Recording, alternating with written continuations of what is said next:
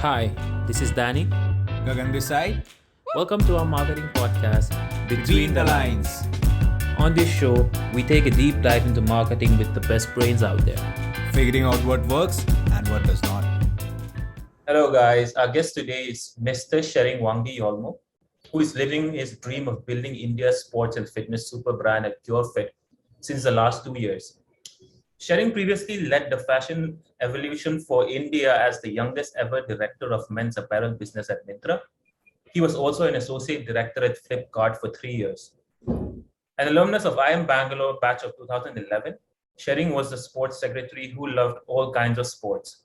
He is a pro at football, volleyball, cricket, and badminton, and loves following Formula One and tennis.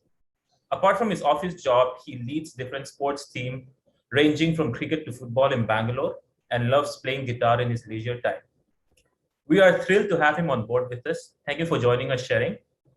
Welcome to Between the Lines, a marketing podcast. We are delighted to have you. Good to be here, guys. Thank you so much for having me. I hope you're doing okay. How is Bangalore? It's raining again, man. It's been raining like crazy this year. The weather's great, but it also means I can't go out and play. So yeah, I'm a little sad about that. I'm hoping it doesn't rain tomorrow. All right. Okay, so let's get right into our topic for the episode. So first, currently at Cure.fit, can you please tell us a bit more about what you have been doing and currently doing there? Cool. We wear our clothes. We wear our brand all the time. As you can see, I'm wearing a Cult Sport T-shirt. Okay. What I'm trying to build here is, like you rightly pointed out, we're trying to build India's most loved sportswear and equipment brand. Right now, we are probably at the cusp of sort of going big time. For the last couple of years, we've been primarily working on the product design, on getting our product absolutely right. I think the one thing that India doesn't have enough of is a quality brand that really thinks about the customer first, thinks about all the problems that the customer faces today when someone's working out or doing basic things like we talk about the everyday athlete, right? For us, an everyday athlete is even someone who gets out of bed in the morning and sort of goes with the whole determination that today I'm gonna just do 10K steps and make sure I have a healthy day just walking around the house, right? For us, even that is an everyday athlete. So our clothes are not just made for athletes, but for the everyday athlete. So everything from apparel, shoes, and we've recently launched our commercial gym equipment line as well. So we're going to be like I don't want to give that as a broad example, but think of a Decathlon plus. I mean, Decathlon gives you a host of options across sport, across clothing, across various disciplines. But it's all very basic, right? It does the job, but is it the best in class? Probably not. We want to take it a notch higher and say, we want to offer the same width of assortment, but at the same time, we want to do it with a punch of saying, can I call it the best T-shirt that you can find at this price point? Or can I call it the best workout shorts you'll ever wear, in India, something like that, so just to give an idea of where we are sort of heading from a product direction. And of course, we want to be India's largest player as well. So look out for a lot of activity on this front in the next, I would say 12 to 18 months for sure. Got it. Thank you so much, Tshering. That was really the way you tell us, it really gives us the feel that you are so much passionate about the work that you're doing. And you are aligning what you really love, like sports, with the company, with the kind of work that you're doing. So that's really touching, and it gives a real feel of how you should really drive your life. So my question is around sports and brands, because you talk about brands in general. So what do you think is the difference between a brand and a label? Where do you draw the line between the two of them? And what are the two? What do you think as a manager, as someone who's associated with sports and brands in general, what do you think is the difference, the line between a brand and a label? Okay, fair enough. I'll probably try and answer that as someone who's trying to build a brand, right? And we've been working on it for the last, like I said, 2.5 years. For me personally, as a customer, a brand has always, and you always have to think from a customer angle, right? a brand has always been something that is unforgettable, right? Something that is irreplaceable.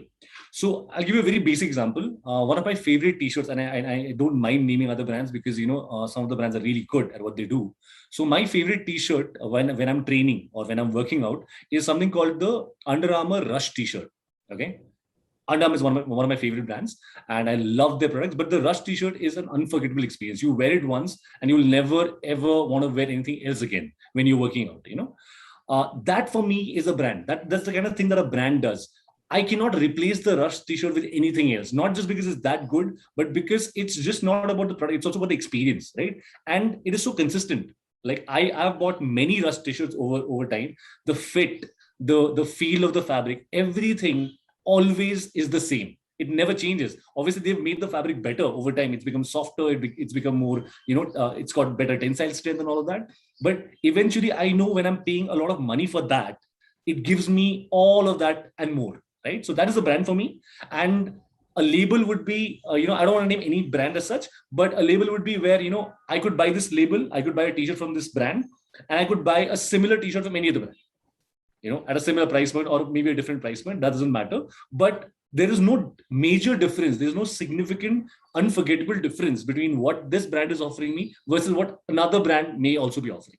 Right. So that's the difference for me between a brand and a label. It's not the size, because there are labels in India that are like doing thousands of crores of, every year, because India is a cash-strapped market. People are very conscious about how much money they put into in everything they buy, right? So even the sportswear department, there are a lot of brands, and we all know it, right? So it's not about the scale, it's not about what they do, it's all about the experience that the customer has, and it has to be unforgettable.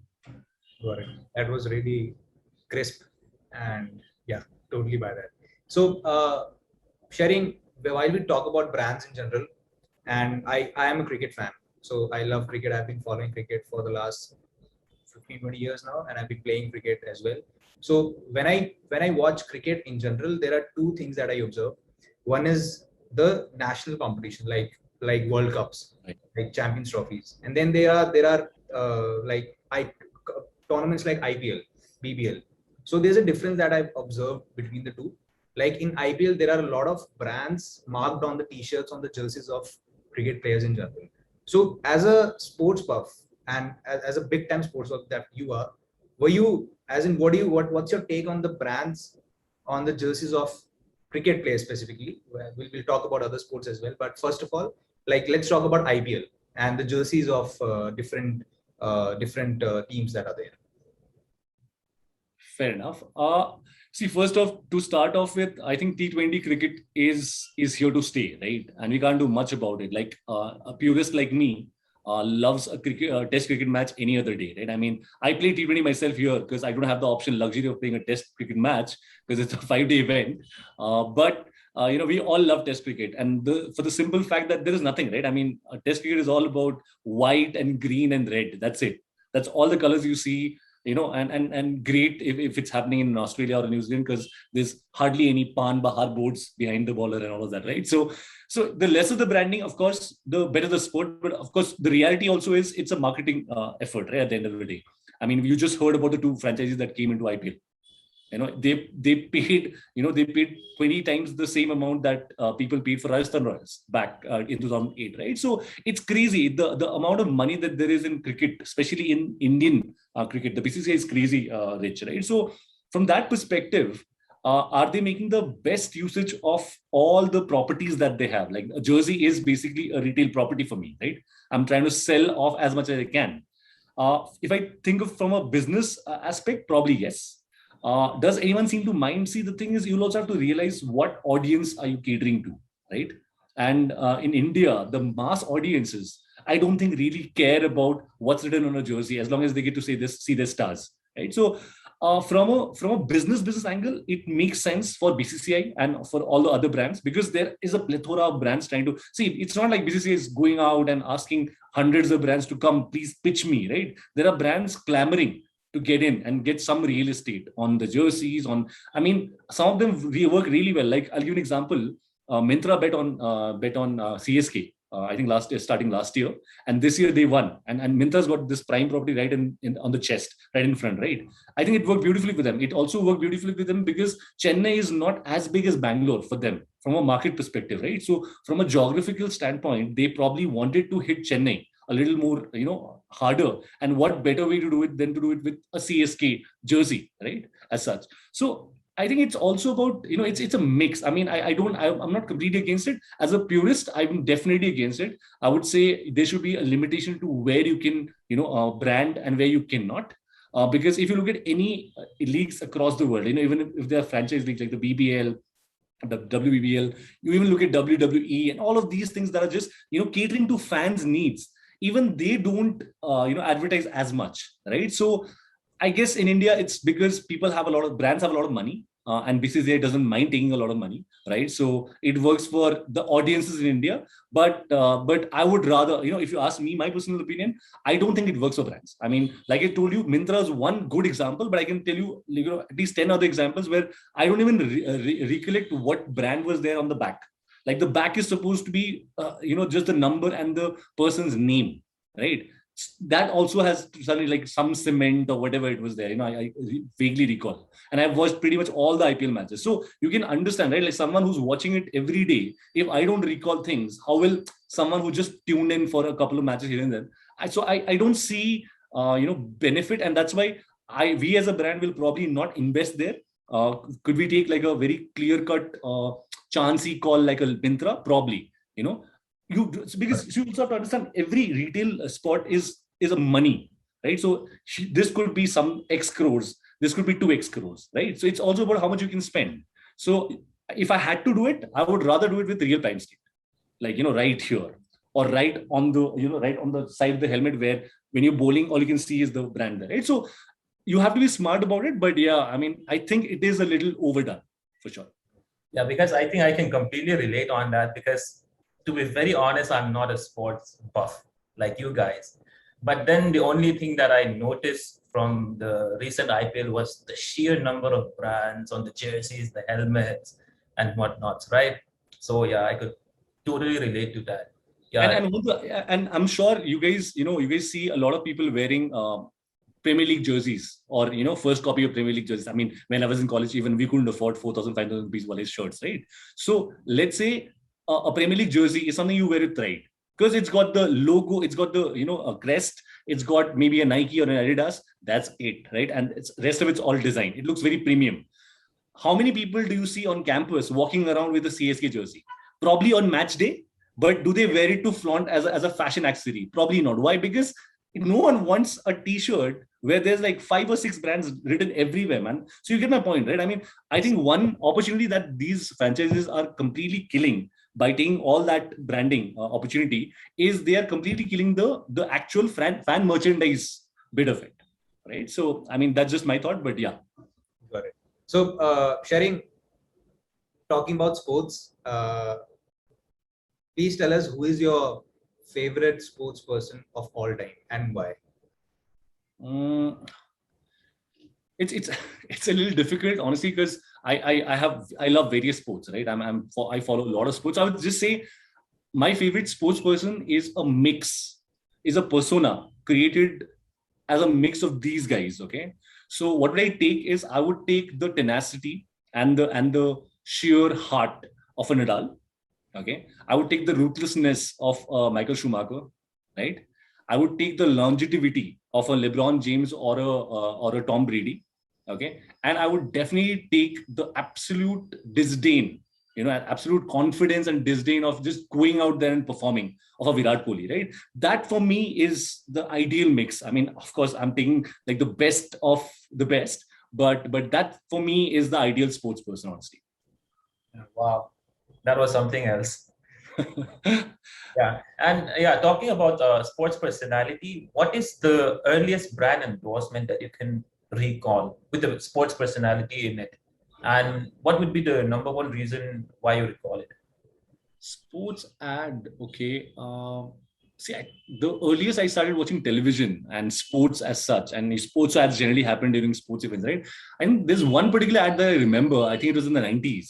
there was this ad where I think it was a Pepsi ad, if I'm not wrong, where the entire Indian team is there. I remember seeing Dravid and, glimpses of maybe Sachin and all that. And I think Shah Rukh impersonates being Sachin and goes into, the locker room to drink Pepsi. That was the story, right? And the reason why I remember the ad is simply because there are certain Sachin specific things like, Ayla and all of those, the whole such, when he is trying to be Sachin, he speaks like Sachin, right? And Shah Rukh does a good impersonation of him. So some of those things, and the fact that was probably the first time I had seen the entire cricket team in an ad together, right? So I think the star power for me is still, and it's a childhood thing, right? And so you relate to it a lot. And we still, I think the cricket team is much better now, the Indian cricket team. But the 90s cricket team was something that we used to love any which way, right? Like the likes of Ajay Jadeja and Sachin and, Dravid and all of those guys, right? So I think some emotional connect there. But the star power, I think, is one of the reasons why I remember that very well. Got it. Even I remember that ad. That was that ad is very impactful. You'll remember that ad forever. I could relate to that. So Tshering, as a brand, how do you decide which sports personality to align with? As in, how do you align, okay, this is the sports personality that will match your positioning in general. How do you decide it as a brand? So you're saying, how do I shortlist if this guy can be a brand ambassador for me? Right, yeah, right. See, for that, I think the most important thing is you need to know what is your brand all about, right? And I'll give you an example of my own brand, right? What is my brand? My brand is all about the everyday athlete, right? So every time, right now we don't have any. We started with Bumrah. Bumrah was an ambassador for some time, like 2 years back. But that was more of a tactical sort of. There was no long-term thought there as such. To be very honest with you, otherwise he would still be with us, right? So right now, I think where we are at is the everyday athlete is all about you. It could be you. It could be me, right? So just to give you an idea of what we're looking at ambassadors who do normal things not so normally. Okay, so you could be someone who just skateboards, but you could be someone who skateboards in sari. So it's a normal thing. Skateboarding is not, it's a unique thing in India, of course, but across the globe, skateboarding is a normal activity, right? Like all kids do it. But you could be skateboarding in a sari, and hence you're popular, and hence people look up to you because you've not changed who you are, but also maintained what you want to have always loved doing. So maybe you are a 30-year-old woman who's married and who doesn't wear shorts anymore, but you still skateboard, right? That's an everyday athlete for us. Someone who can inspire, someone who can do the ordinary slightly extraordinarily, right? So that way, tomorrow if I had to pick someone, right? If I had to pick someone, I'll give you an example. For instance, we were just the other day discussing about how women's wear is a huge category for us. As a matter of fact, 55% of all our sales is women's. Okay, we are probably the only brand in India that has that split, because everything else is 70-30 men, 75-25 men, women, right? So we were thinking about, what women would we like to bring on board once we, let's say, have that budget, all of that. And the first thing that struck me, and of course I'm a big fan, is someone like a Smriti Mandhana, right? Because she is all about the game, okay? And she's extremely, see, it's not about who you are as a person also completely, but also that matters, right? Because, in a social environment, of course, people are very about what you post on social and all that, but she seems to be someone who's at ease with who she is.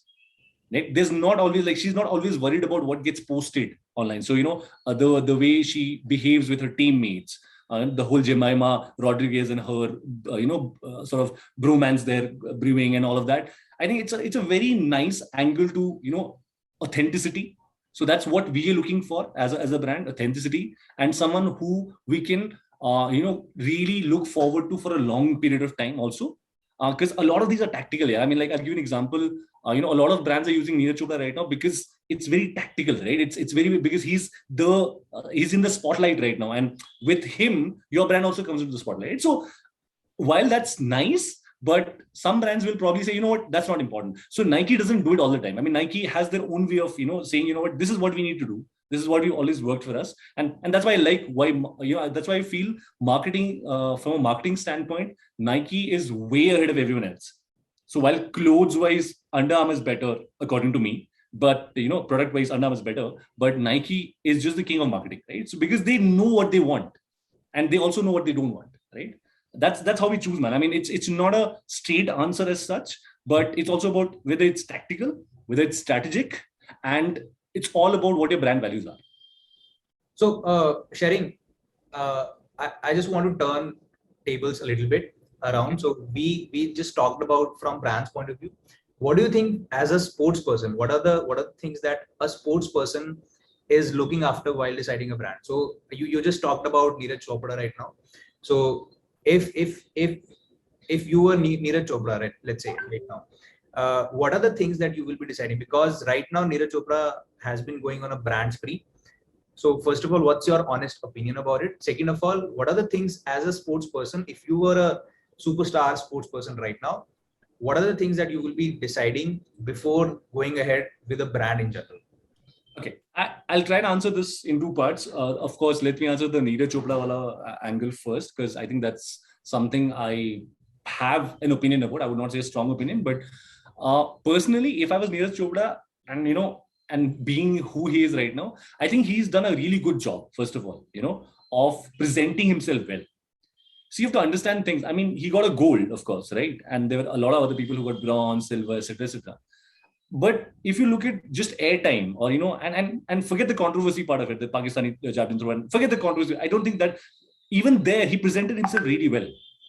So as a marketing asset, you're a marketing asset. If you are a sports star, you're a marketing asset.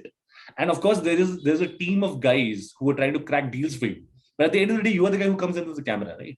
So people keep asking me, why do you think Virat Kohli gets all the deals and not other people within the team?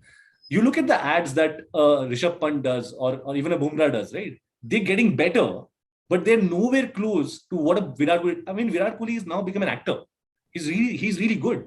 Even Dhoni, for that matter, right? So you got to be presentable. I mean, no one wants to spend crores of money trying to hire you for an ad, and you can't even act, right? I mean, at the end of the day, the ad may have a great storyline, but if you don't add the punch to it, like Neeraj Chopra in that cred ad is immense. I mean, he's the star of the show, right? So as a marketeer, as a marketing brand head, if I'm getting a guy on board who can do that for me, who can create magic not just by his presence, but also by the unaccounted for, let's say, capability of him being able to act, that's a plus, right? So I think Neeraj Chopra has made the most of his time.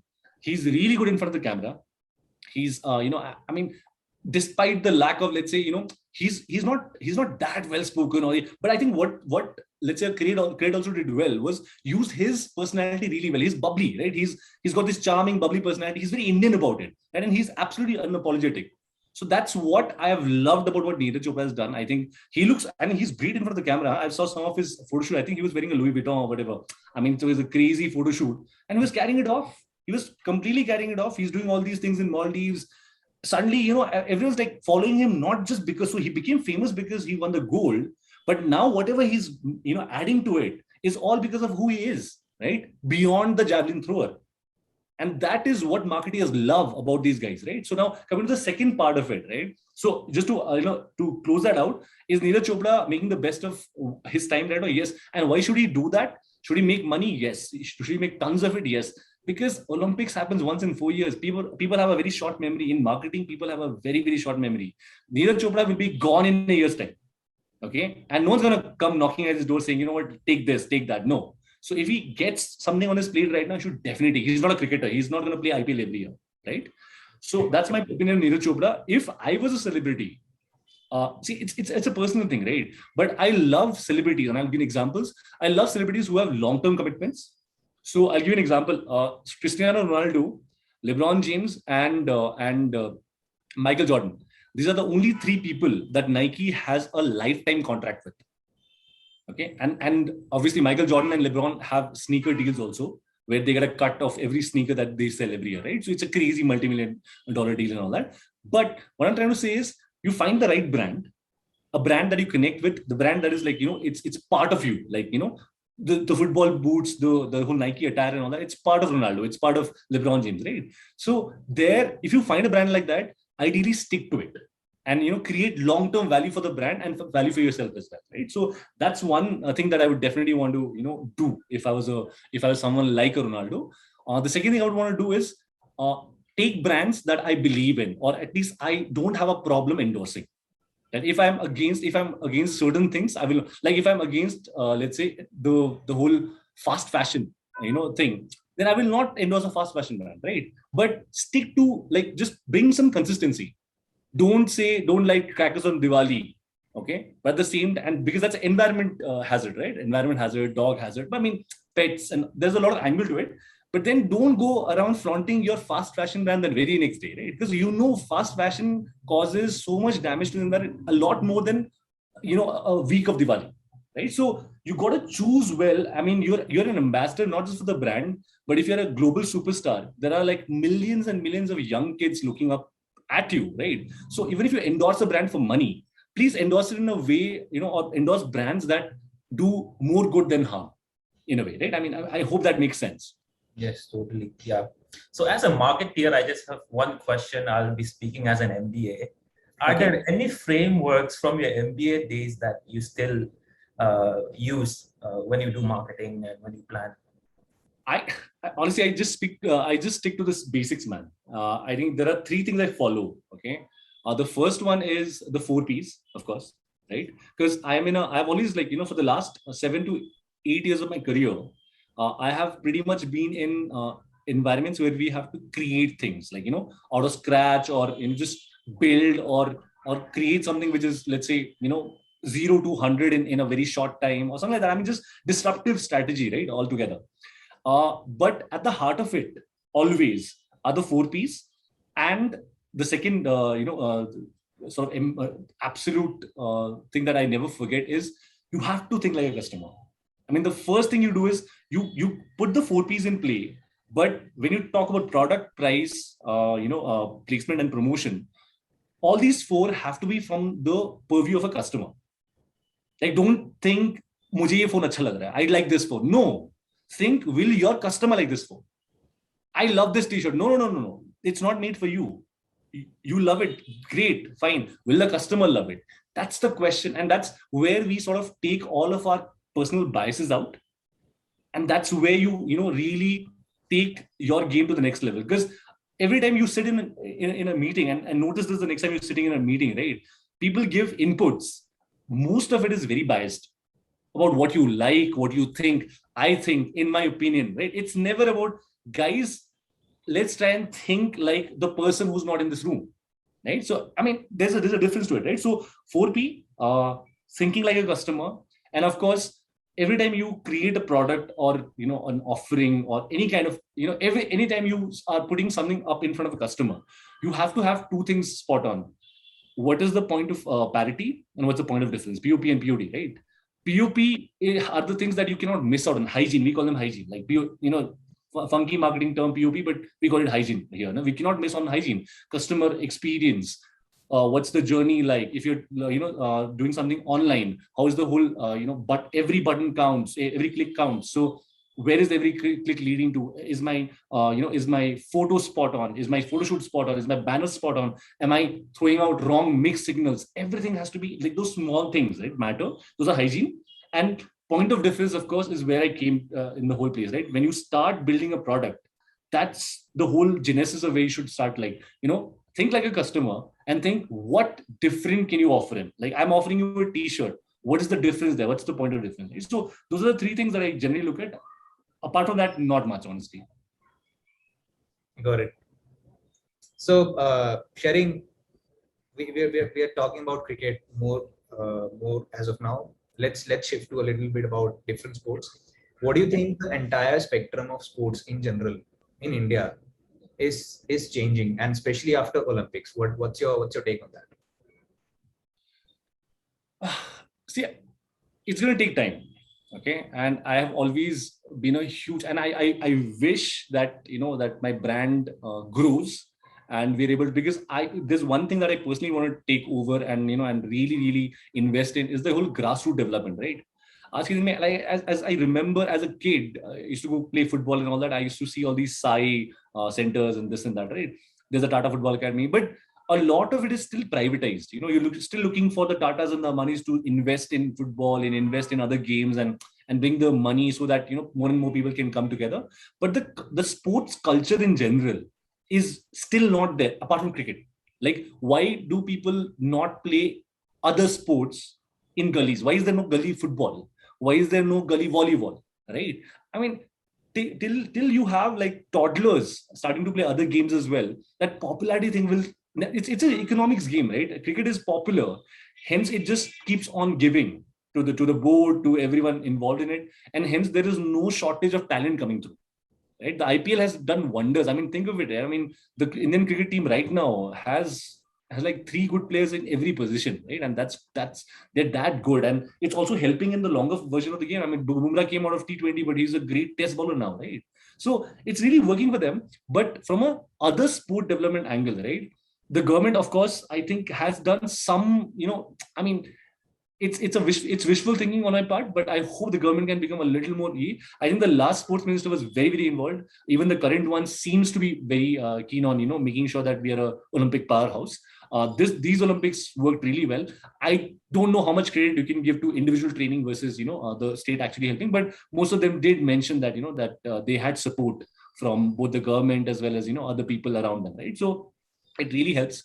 And the whole ISL and all of those other leagues also becoming popular. Because the other day I was looking at the Kodagu FC lineup, and I saw 2 guys from Sikkim, okay, in their under 18 team, right? That just tells you that it's also a cross state, cross country movement of talent. Like, there are good footballers in the Northeast. We've never been able to bring them because there's never enough money for them to go come all the way away from their families and play in, let's say, a Kurg, right? But it's happening now. And so it's encouraging times for sure, but can the ISL become as popular as the ES, English Premier League? It's probably going to take a decade or more for sure. So I have another question. We can move to the next question in general, which will be the last one. So Tshering, let's say you were talking about politicians, you were talking about people at power who are at the helm of changing the sports vision of the country, of the nation in general. So if you were, let's say, at one of these power positions, what would be that one thing that you would definitely change or bring in to make India a super sport powerhouse and not cricket in general? Because I remember when Neeraj Chopra won gold, there was India versus England match going on, the test match in general, it was going on, and my eyes were literally on the Olympic side, and I was not at all worried about what's going to happen in India versus England match. But now that the World Cup has come in, that shift has again come up. Like, cricket is at the top again, and I'm not and people's focus as well is shifted towards cricket in general. So that Olympics thing is starting to wane off again. So what do you think is that one thing you would have done if you were at par right now, just to change the shift of the entire sports industry in general, where you can involve marketing as well or any other aspect that you want? See, I'll tell you what. For anything to prosper, right, you need a great product. I mean, everything is a product, right? Like, the IPL is a great product. I mean, someone thought about it. Kudos to the guy. People have made billions and billions of dollars out of it, right? A lot of people have, gotten. I mean, and we've, as a country of cricket lovers, we've also gained from it.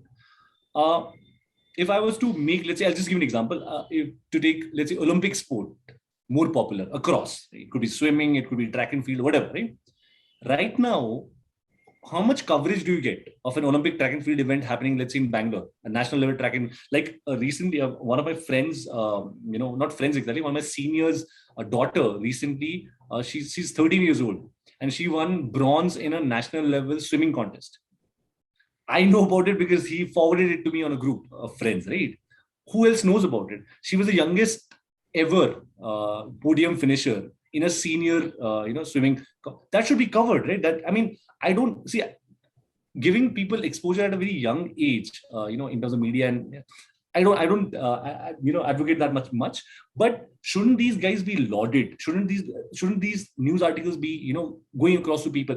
The thing is, it's just something is famous. It's becoming more and more popular. More people cover it, and there's no shift as such. There needs to be a paradigm shift in terms of the approach. And if anyone can do it, it is definitely the government, because if you build the right infrastructure in place, let's say in the power centers across the country, even if you can build, let's say, a regional level, sports infrastructure. Like for instance, right now there is something in Patiala, right? But is there something similar, let's say, somewhere close to the west? Is there something similar like in the south? India is a large country. There's a lot of people. You to also realize that sports stars are not just, they're human beings, right? So it's not like someone from the south, let's say someone who's not very good at English also, but is very naturally athletic and talented, goes to a Patiala, okay, ends up being depressed, comes back. You know the Cristiano Ronaldo story, right? He was at a certain point, he was almost depressed. He was almost about to give up football because he was feeling that whole homesick feeling, right? So why can't you create localized centers of infrastructure where people can come in, train with really good coaches, and that's where the whole funding thing comes in, right? And hence the government has to figure out a self-sustaining source of funding for these lesser known sports in India. What the BCCI does really well, okay, and that's one thing I have to give kudos to them for, is they are really good at generating revenue. They just know how to generate revenue out of everyone, right? From television deals to everything. I think the other sport in India, which is the Olympic sport, really needs a good management team there who can, sort of propose to the government, what, for the next 20 years, this is the amount of money we'll need, okay, to really bring out, let's say, 15 gold medalists by the third or fourth Olympics that we're talking about, right? And the government just says, what, go ahead. And it's not like, just asking the government, why don't you pay this much to me? How do you build that revenue? How can you build, let's say, you give the government a proposal saying, just like a business proposal, right? Like the way you invest in a startup, this is a 5-year plan or this is a 10-year plan, right? I'm going to be, red for the first 5 years, but post 5, this is what I'm going to generate, right? So I don't mind a little bit of privatization coming in as well, but it has to be with a very clear, a bird's eye view of what we're trying to achieve in the next, let's say, 10 to 20 years, because there is so much talent, man. I mean, like, look at the range of, look at the range of geographies that people have come up from, like from a boxer in Assam to of course, Maricom and the rest of the guys there in Manipur and the rest of Northeast India, to all the way to Haryana, right? I mean, it's crazy. And, to Srijit and all these guys from the South. So it is a large country. It's not, easy to find and identify talent and, bring them all together. So, make it a little more regional, figure things out, and also create a product where you can, like, make people realize that Olympics 4 saal mein ek baar hota hai, but these events keep happening. So maybe have a mini India Olympic, right? Every year, once a year, or at least twice a year. So just to keep that in the mind. I mean, all the good followed sports in the world are just followed well because they have great coverage. Tennis, Formula One, these just sold really well, right? So I think that's one of the key things that we can do. A very a semi-government, semi-private kind of a setup where it becomes like a startup where, in 5 years' time, it's self-sustaining and that it funds itself, going forward. Wow, that is a very optimistic yet realistic take on the current scenario. And we sure do need more people like you, people who share the same values and people who are at the capacity to change stuff. And we hope that our podcast serves as a platform where, it can inspire more people to share the same view. Yeah, and as a last question for the listeners, what would be the most important 3 factors to make marketing work? Let's keep it brief. Fine. In today's world, I'll just keep it because, marketing has changed over time, right? So the first thing for me that is really important is you need to define your problem statement very clearly, like as clearly as possible. Is it awareness? Is it a brand campaign? Is it a product campaign? What are you trying to do? What are you leaving the customer with, right? At the end of the day, someone sees your ad or someone sees whatever you've done or someone sees a campaign that you've created. What do you want them to take away from it, right? So that problem statement, you define your problem correctly, you will find the best answers to it. Okay? So that's the first step. The second step would be, I would say, a lot of people nowadays worry about the whole jazz, in terms of, oh, my ad needs to go viral. I mean, the viral thing happens as a result. It's not the process. So you gotta understand the process properly and focus on your input. Like as long as your input is there, your problem statement is clear, your inputs are there, you put in all the right ingredients in it, right? sometimes it will not work. But that's the reality of like marketing works once in a while. Like not every ad is memorable, right? So you have to live with it. It's a hit and miss thing, but focus on the input. Don't worry so much about the output. Your virality, the whole idea of virality is you don't know when it's going to go viral, right? So just focus on the right inputs, right? That's the second thing. And the third thing, and I'll just repeat that again because I said it earlier also, is think like a customer. I mean, when you're about to release an ad or when you're about to release, let's say, any kind of campaign, right? If you were the customer and if you think like the TG, right? Would you want to see that ad? Would you love the ad? Would you, what do you think about it when you see the? So if you can, again, in the room when you're like finalizing and the agency is presenting to you, and if you can dissociate from the whole brand, feel and say, you know what, I'm a customer right now, wow me. And if you don't find the wow, you should probably say no. A lot of people don't say no also, just because of timelines, deadlines, there's that, my boss is on my ass, all of those things. I mean, it's at the end of the day, if you really feel for the brand and if you're really passionate about the product you're creating or the brand that you're trying to build, then you will say no at the right time. So, that's also very important to think like a customer first. All right. So it's defining your objective, know your input, and empathy. You could call it empathy, yeah, of course, but the customer viewpoint, of course. Yeah. Customer is the king. Yes. Absolutely. Yeah. All right, Tshering, thank you so much. You have been, nothing but a big dose of insights about marketing, about the industry. And I personally feel Gagan and I have gained a lot from this episode. And then we also hope that our listeners will also be gaining the same. So yeah, thank you so much. Thank you so much for having me, guys. Lovely being here. Have a nice weekend, both of you, and happy Diwali in advance, of course. Same to you. Thank you so much. Thank you so much. Thank you, guys. Thank you.